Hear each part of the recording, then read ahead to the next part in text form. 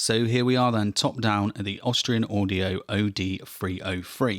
Now I actually bought two of these little microphones, so I am actually talking into one right now. It's about 6 to 7 inches away from my mouth, probably a little bit further, just so I can move around whilst I'm doing the unboxing. I would normally have the microphone maybe a touch closer.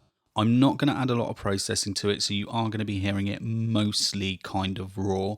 The only thing I will do is remove my breaths because I'm a terrible breather, and I may add a high pass filter in, okay? And I'll level it, maybe put a limiter, but you know, I'm not going to add compression or EQ, any of that stuff, okay? So it's going to be, you know, fairly raw, just a touch up for online. Now I've got a couple of extra accessories that I purchased separately, which I'll show you in a bit as well. A really nice shock mount and a pop filter that fits on the end of it, and Mando has come for the unboxing experience as well. I haven't got a name for the little fake plant.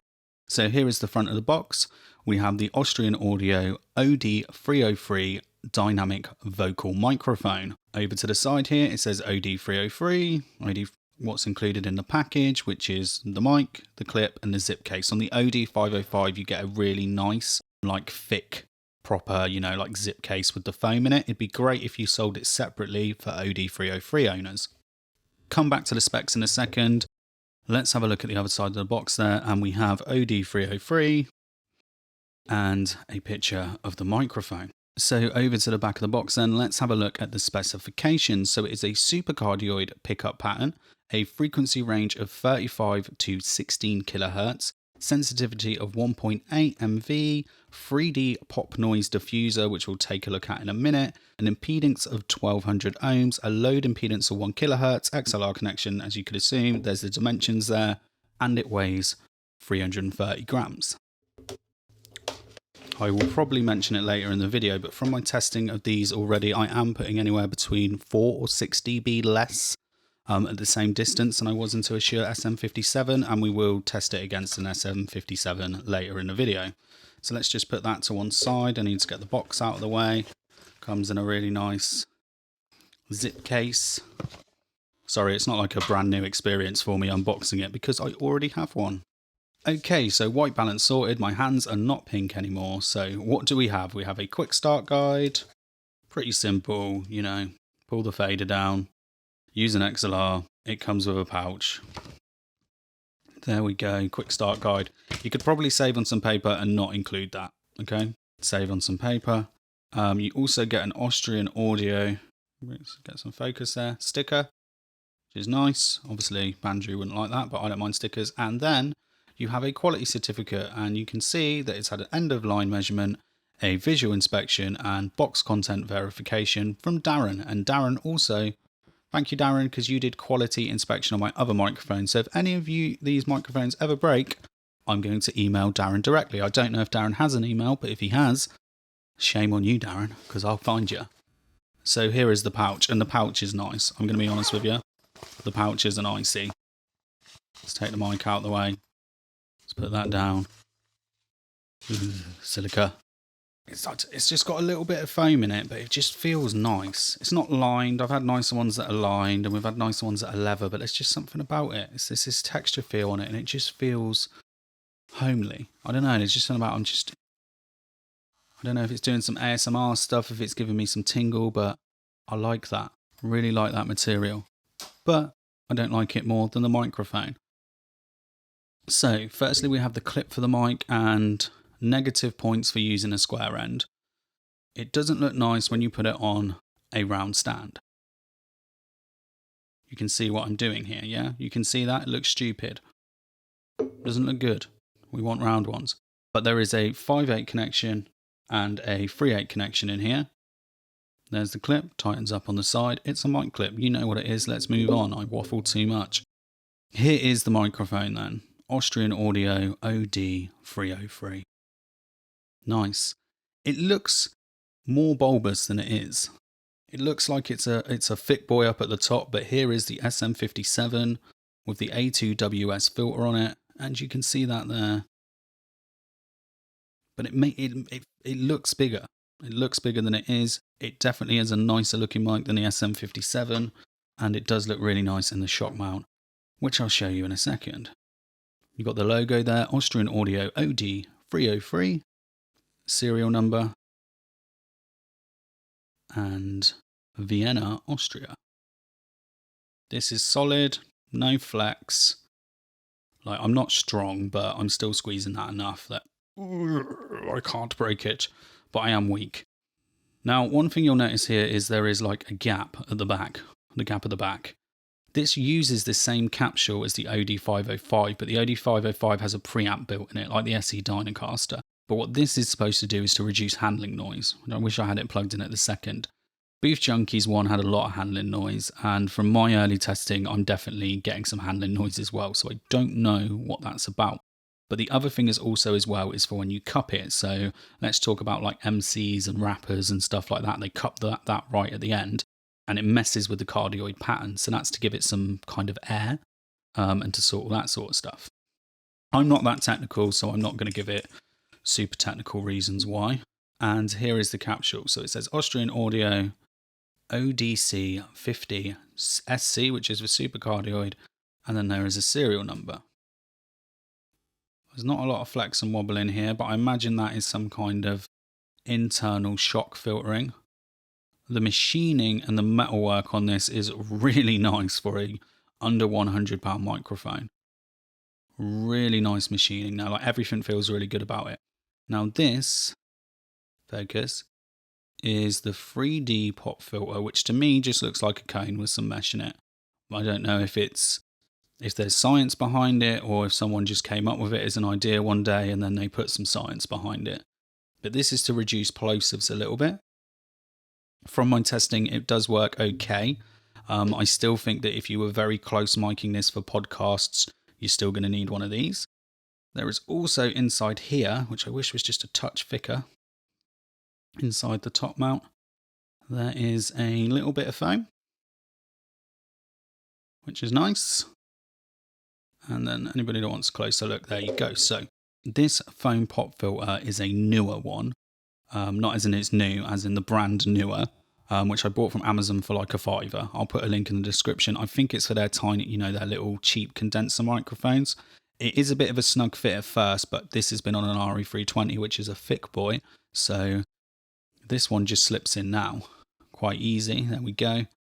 And that just adds a bit of foam in it. And when we look at the frequency response later, you will see that this is quite a bright microphone, so it does take the edge off a little bit as well. If you find that this mic's a bit too sharp for you, this definitely helps out.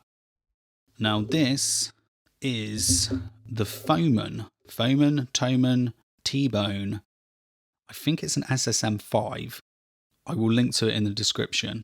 This is actually like £6. You have to pay like £8 to get them shipped to the UK, but it's cheap, but it's built really well. All metal, shock mount, that's plastic, and that's plastic. So it's not all metal, but the girth of it's metal.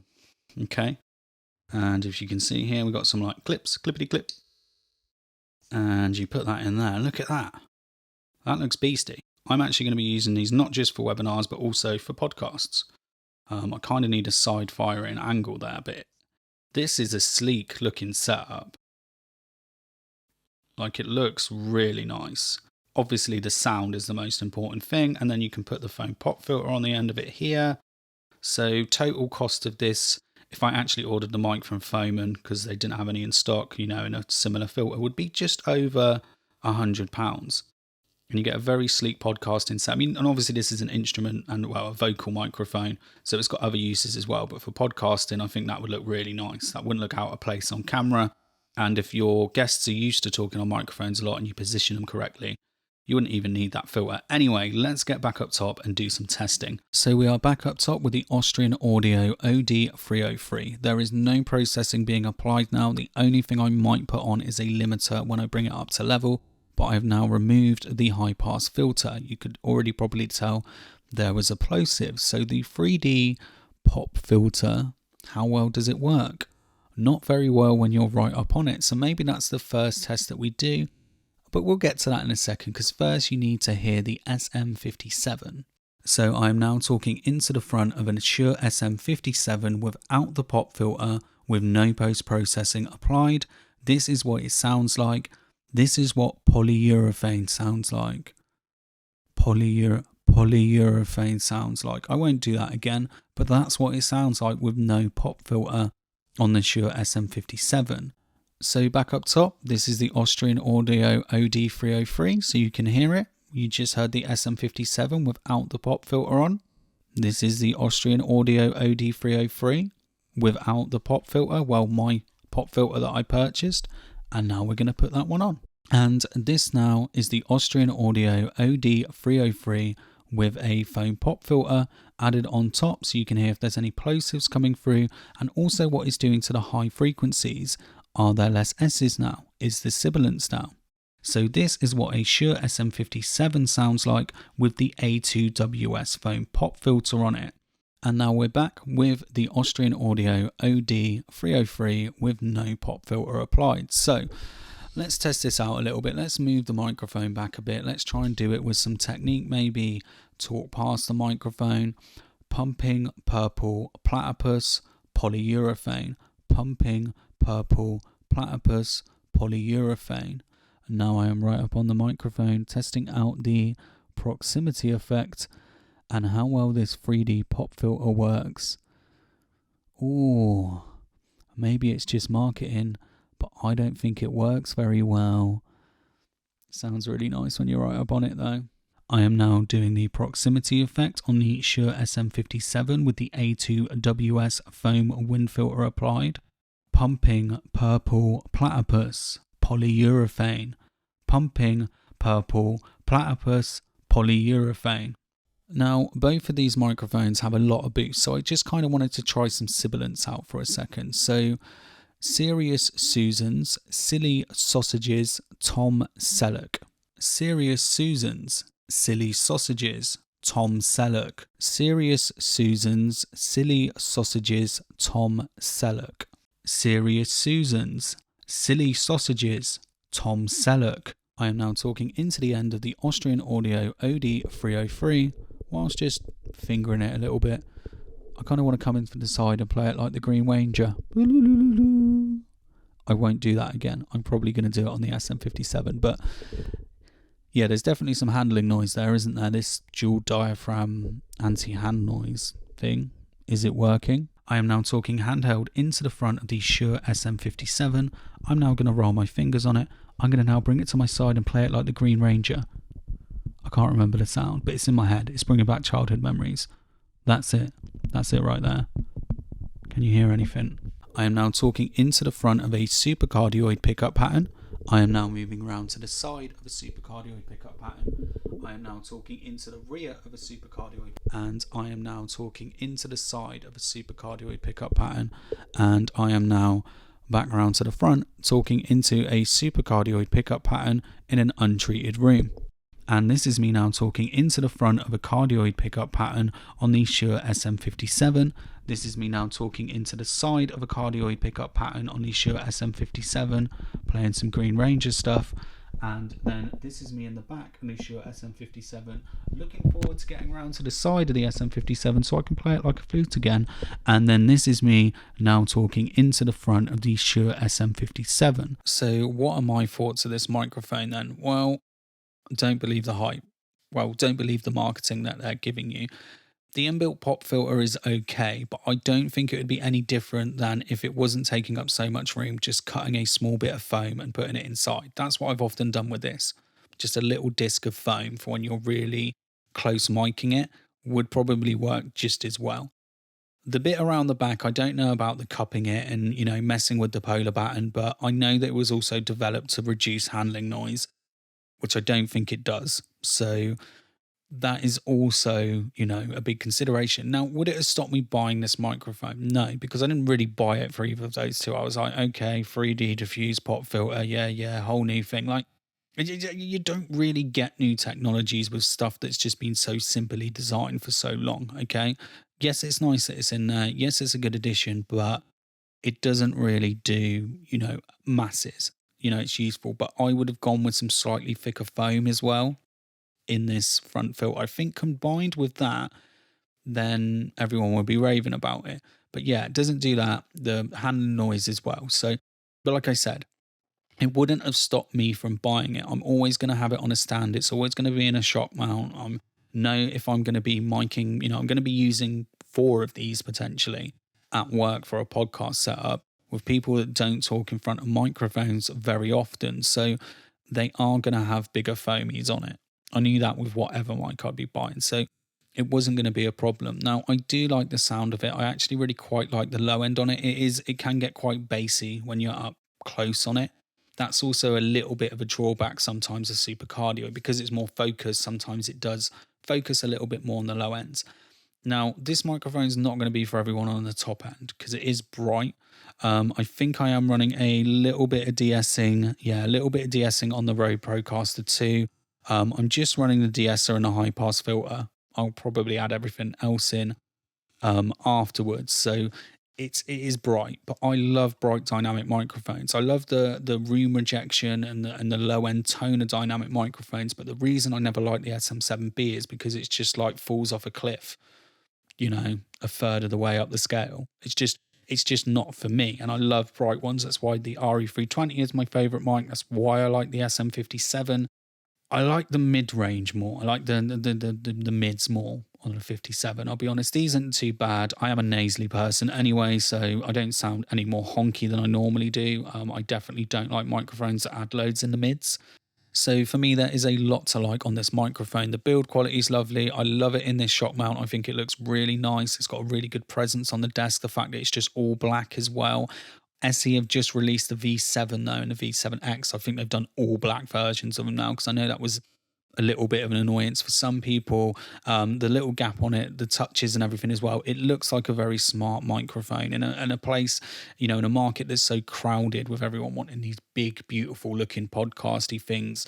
You can still make a microphone look nice just by picking the right mount and picking the right color. But obviously the most important thing is how it sounds. And I'm happy with the way that this microphone sounds.